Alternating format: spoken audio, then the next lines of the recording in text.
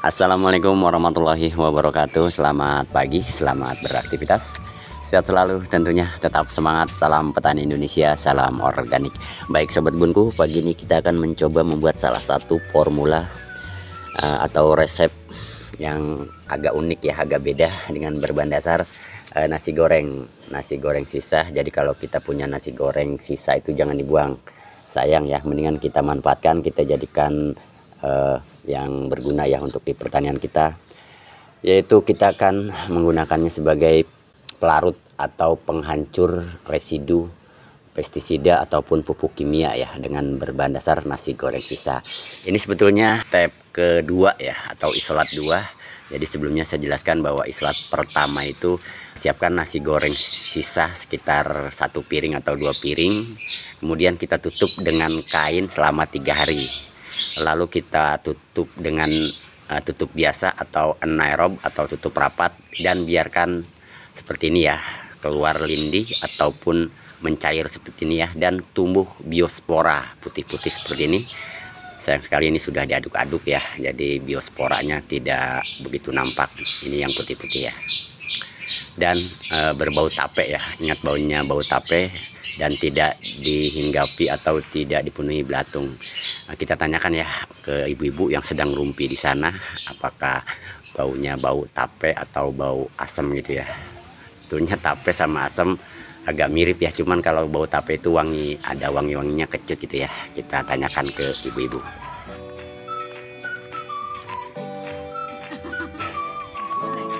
Mbak, saya mau nanya nih, ini bau apa Mbak? Diambuin Mbak?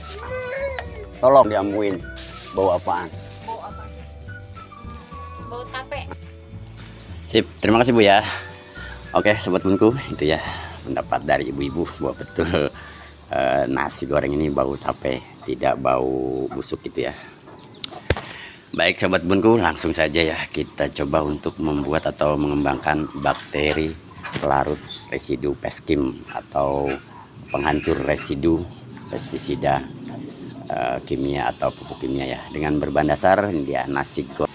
Untuk step-stepnya sudah dijelaskan ya di awal video tadi, ada step 1, step 2, dan ini berarti step 3, bagaimana cara membuatnya ya atau meraciknya. Sekali lagi, kalau kita punya nasi goreng sisa, jangan yang baru. Kalau yang baru sayang, mending dimakan saja ya.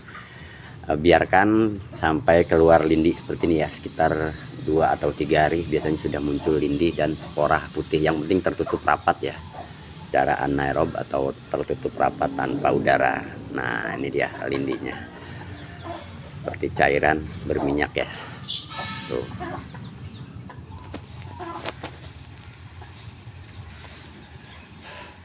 Takaran bebas ya, seadanya nasi goreng sisa. Saya sarankan jangan buat pupuk seperti ini dengan niat menggoreng nasi dulu, jangan, sayang, mendingan dimakan. Mendingan kita membuat pupuk yang lain saja.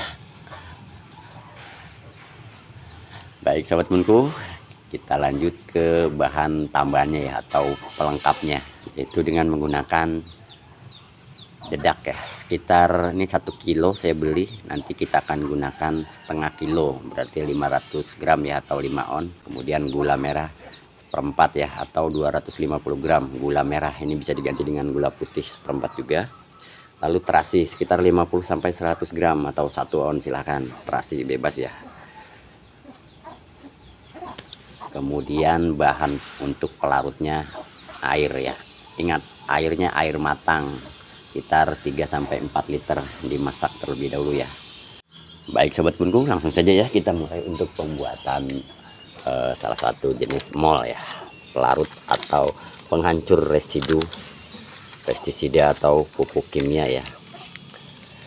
Jadi semua bahan, baik itu gula merah ataupun terasi, kita haluskan terlebih dahulu ya. Bisa dicincang-cincang seperti ini ataupun di blender juga bisa. Pokoknya yang penting halus ya. Gula dan terasi kita haluskan.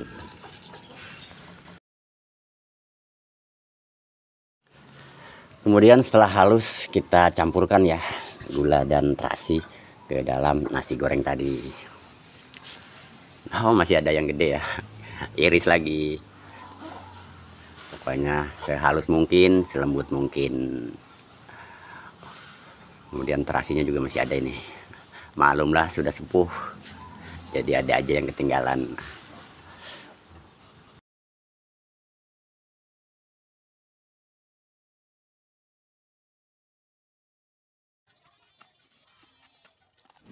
Baik sobat bunku, setelah ketiga bahan ini tercampur, kemudian kita larutkan atau kita masukkan ke dalam air matang tadi ya. Ingat airnya air matang, air bersih sekitar 3-4 liter ya. Kita aduk-aduk sampai betul-betul merata ya atau homogen. Dan terakhir kita masukkan bahan berikutnya yaitu dedak. Dedak sekitar 500 gram ya atau setengah kilo. Kita larutkan juga. Kemudian kita aduk kembali ya seperti ini. Pokoknya usahakan sampai betul-betul tercampur atau larut ya. Kita kocok-kocok terus sampai betul-betul homogen.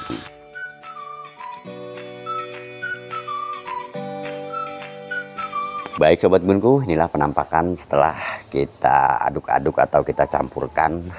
Warnanya seperti ini ya, putih seperti susu. Ini menandakan sudah tercampur rata atau larut.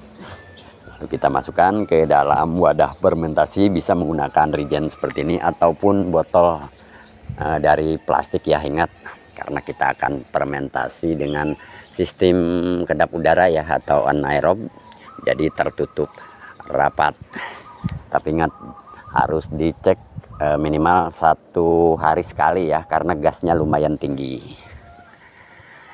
Bisa juga dengan menggunakan selang ya, seperti fermentasi biasanya kita juga sering menggunakan selang ya untuk membuang gas, jadi tidak repot. Kemudian kita tutup rapat, bisa dengan menggunakan tutup bawahnya asal dikencangkan ataupun dengan menggunakan plastik ya. Kemudian diikat dengan karet, tapi ingat asal dicek ya setiap 1 kali 24 jam. Kita fermentasi selama 14 hari.